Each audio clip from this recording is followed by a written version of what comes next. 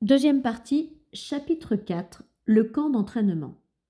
5 jours après son arrivée, vers midi, Milos s'estima capable de sortir de sa chambre en s'appuyant sur une paire de béquilles.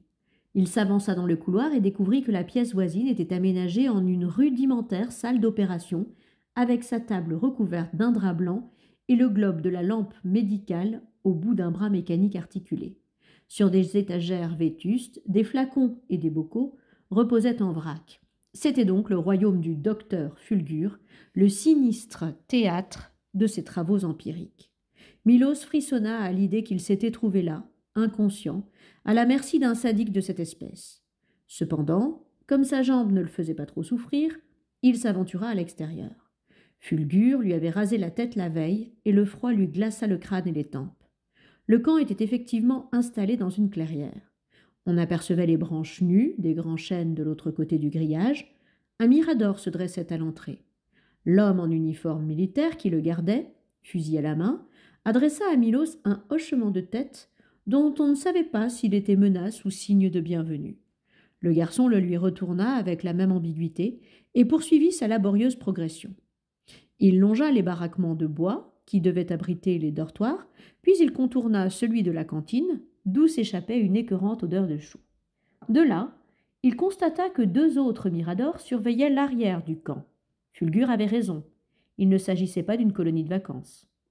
Un bâtiment carré aux façades aveugles occupait à lui seul tout le centre de la clairière. Il était fait de troncs d'arbres assemblés, à la manière des maisons de trappeurs. Milos dut en faire le tour avant de trouver l'accès. Une porte basse entr'ouverte. Il la poussa de sa béquille gauche, entra, fit quelques pas dans une allée de terre battue et buta sur un portillon de planches. L'arène s'ouvrait au-delà, telle une piste de cirque. Elle pouvait mesurer 20 mètres de diamètre. Une palissade à hauteur d'homme la clôturait de toutes parts. 4 combattants, en pantalon de toile, pieds et torse nus, malgré le froid, évoluaient sur le sable. Une poignée de spectateurs, assis sur la galerie, les observaient. Ils notèrent d'un regard la présence de Milos, puis l'ignorèrent. Dans l'arène, la lutte était inégale. 3 des hommes, armés de glaives, en harcelaient un 4e dont la tête était rasée et qui n'avait que ses mains nues. Le malheureux devait surveiller tous les côtés à la fois, se jeter au sol, rouler sur lui-même pour éviter les coups, se relever, courir. Ses adversaires le poursuivaient alors sans répit, le cernaient à nouveau et le menaçaient de leurs armes. Bien qu'il n'eût aucune chance contre eux, il leur faisait face avec une expression de défi irréductible, comme s'il pouvait encore espérer quelque chose. Malgré la distance, Milos remarqua les traits brutaux de son visage encore jeune, le nez aplati, les sourcils broussailleux, l'épaisseur de ses membres. Il eut la sensation d'avoir déjà rencontré cette personne, mais où? Le combat se déroulait dans un silence étonnant. Aucun cri, aucun appel, aucun encouragement. On n'entendait que le crissement des pas sur le sable et la respiration haletante de celui sur lequel on s'acharnait. Il réussit à échapper plusieurs fois encore à ses poursuivants sans rien perdre de sa rage et sans que son visage trahisse la moindre peur. Puis vint le moment où il trébucha dans sa fuite et s'écroula au sol. En 1 seconde, son adversaire le plus proche bondit et le frappa à l'épaule.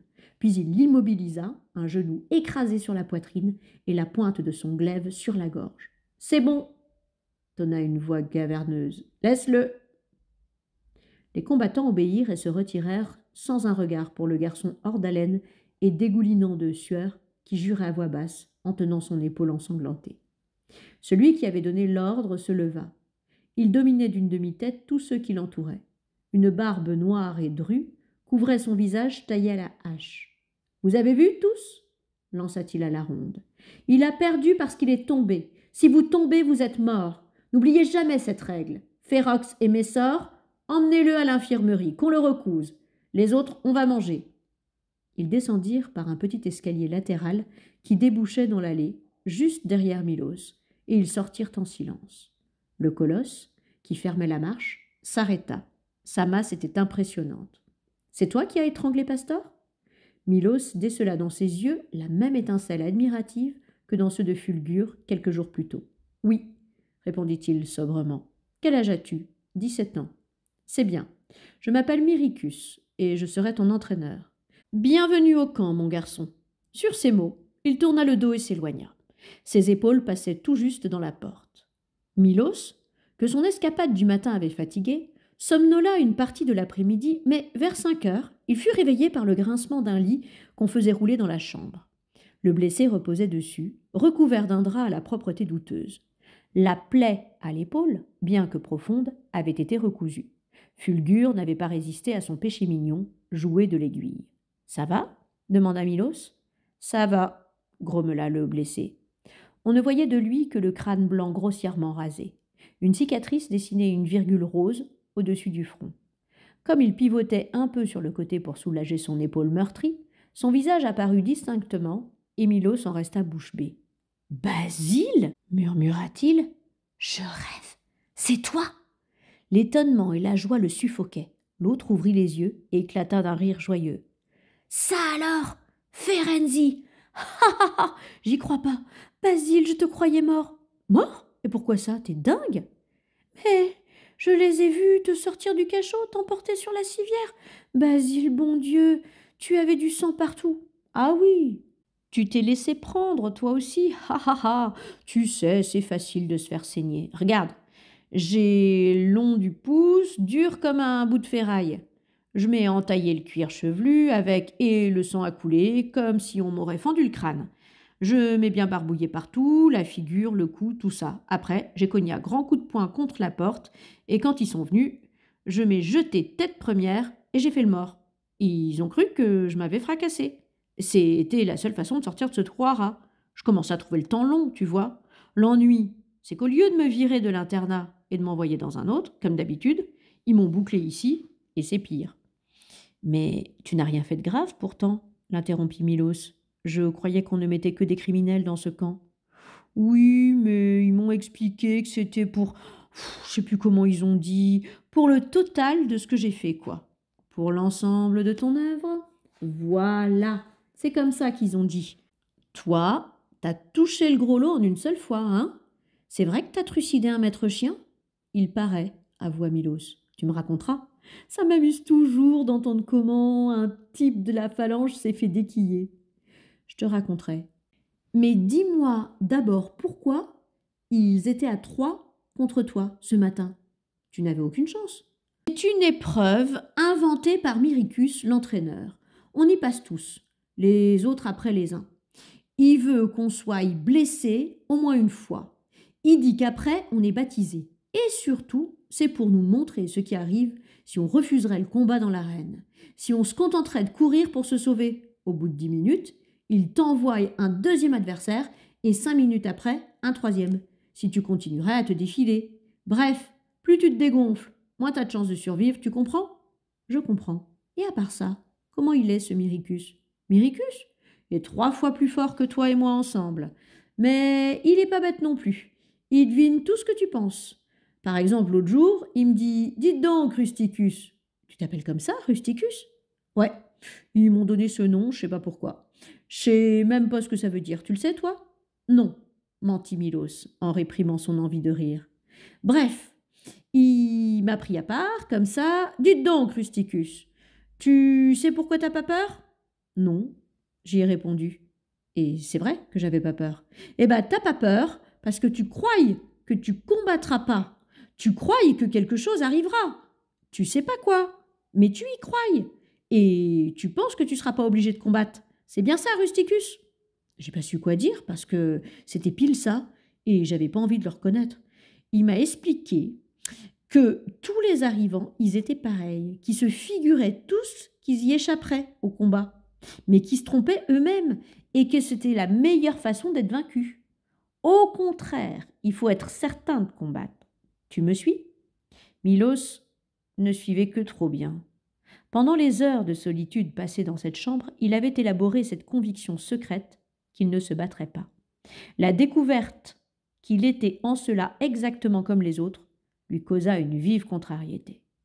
Il y en a qui sont persuadés jusqu'au dernier moment qu'ils n'entreront pas dans l'arène, continua Rusticus, et ceux-là sont déjà morts. Voilà, Ferenzi, ce que j'ai appris depuis que je suis là. Primo, il ne faut pas croire qu'on échappera au combat. Secondo, il faudra pas se dégonfler quand on y sera. Je vois, murmura Milos, mais il n'arriva pas à admettre que ce raisonnement valait pour lui. Il se demanda si ce serait simplement une question de temps, après tout il venait seulement d'arriver, ou bien si sa nature profonde se rebellerait jusqu'au bout contre cette idée épouvantable.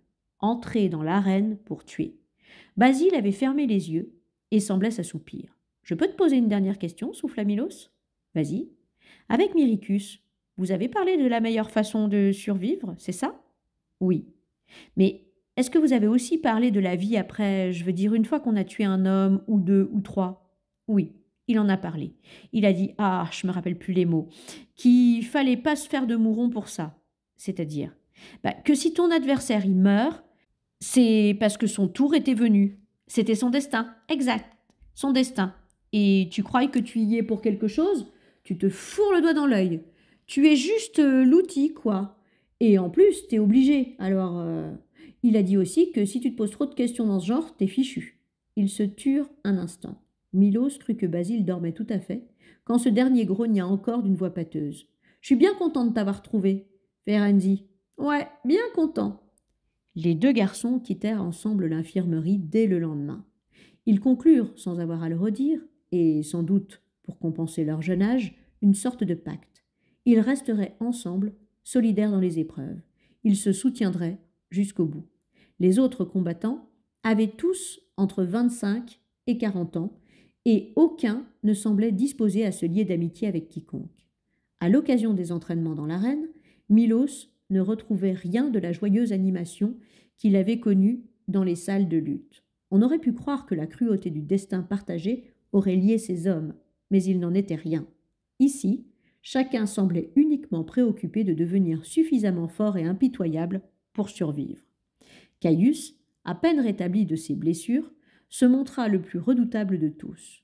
Le règlement interdisait que l'on blesse gravement un partenaire d'entraînement, mais la notion de gravité était bien vague, et Caius cherchait à en éprouver sans cesse la limite.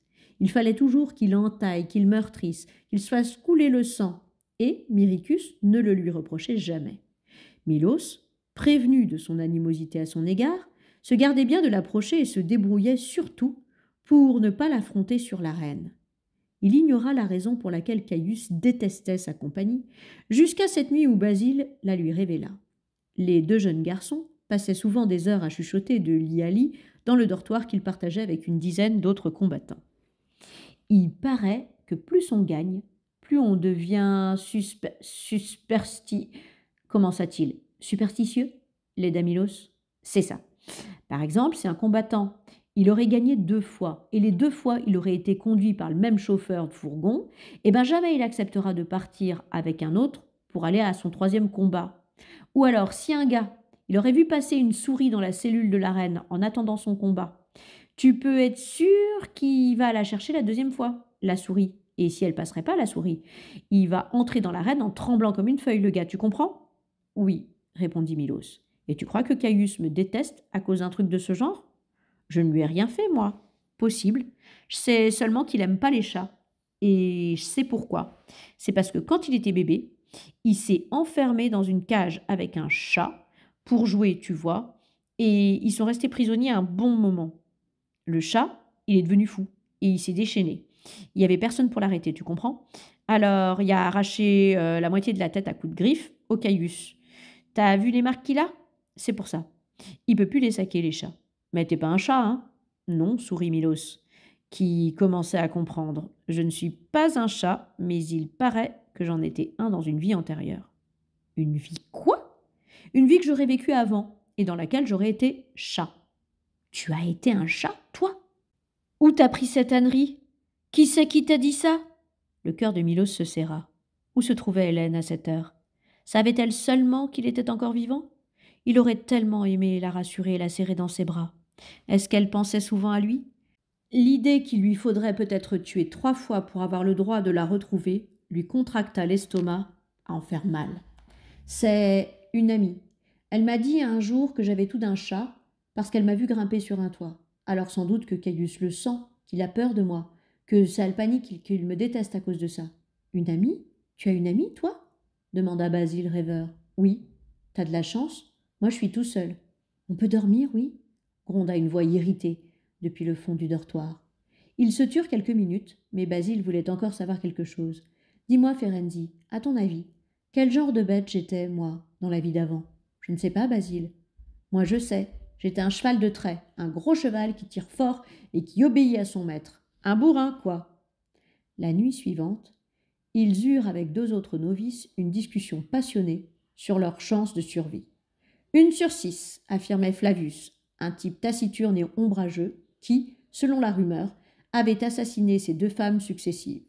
3 combats à 1 chance sur 2, ça fait 1 chance sur 6. Faux, répondait Delicatus, dont personne ne savait ce qu'il avait fait, mais qui s'adressait aux gens avec morgue et mépris. Nous avons 3 fois de suite 1 chance sur 2, et ça n'a rien à voir avec 1 chance sur 6. On appelle ça un calcul de probabilité en mathématiques. Mais ça vous passe bien au-dessus de la tête, à vous. Milos ne savait pas qu'en penser, sinon qu'effectivement chaque nouveau combat était comme le premier et offrait donc 1 chance sur 2. Basile avança une autre théorie originale et surprenante. À mon avis, on a 1 chance sur 4. Malgré l'éclat de rire humiliant de Delicatus, il n'en démordit pas. Bah, je tue mes 3 hommes, plus moi, ça fait 4 personnes en tout. Et si je suis le seul à survivre, c'est que j'avais 1 chance sur 4. J'ai raison ou pas? Et comme Delicatus ne trouvait rien à redire, il ajouta triomphant. Ça te cloue le bec, ça, Delicatus. Hein? Les nuits n'étaient jamais tranquilles. Certains faisaient des cauchemars et réveillaient tout le monde en hurlant de terreur, d'autres ronflaient, parlaient en dormant, d'autres encore, insomniaques, se levaient 10 fois pour aller aux toilettes ou marcher dehors. Dans les moments de calme, on entendait le vent souffler dans les chênes de la forêt voisine et les craquements lugubres du bois de la charpente de l'arène. Un soir, au moment de se coucher, Milos poussa son lit de quelques centimètres pour le rapprocher de celui de Basile, et le lendemain, il constata que Basile avait fait la même chose de son côté. Ils n'en parlèrent pas, mais chacun se sentit rassuré d'entendre le souffle de l'autre plus près de lui, et de savoir qu'il pourrait, à tout instant, chuchoter ou entendre les mots simples de réconfort qui desserraient un peu les griffes de l'angoisse. « Ça va? Tu dors? T'as pas froid, toi? Tu veux ma veste ?» Un autre sujet animait également les conversations nocturnes. Qui valait-il mieux affronter en combat? Un novice? Un primus? Ou un champion? Myricus leur avait communiqué des résultats portant sur les dernières années, et il les évoquait à l'infini. Il existait 6 cas de figure. 2 novices s'affrontaient, en ce cas les chances étaient égales. 2 primus s'affrontaient, là aussi il y avait égalité des chances, de même que si 2 champions étaient opposés. Un novice se battait contre un primus, là, dans 65% des cas, c'est le primus qui était vainqueur. Un champion battait un primus dans 75% de leurs confrontations. Enfin, un novice combattait contre un champion, et là, étonnamment, c'est le novice qui l'emportait dans plus de la moitié des cas. En conclusion, le parcours idéal était celui-ci. Affronter pour commencer un champion, même si cela pouvait paraître effrayant, puis un novice pour un second combat, enfin un primus pour gagner la liberté.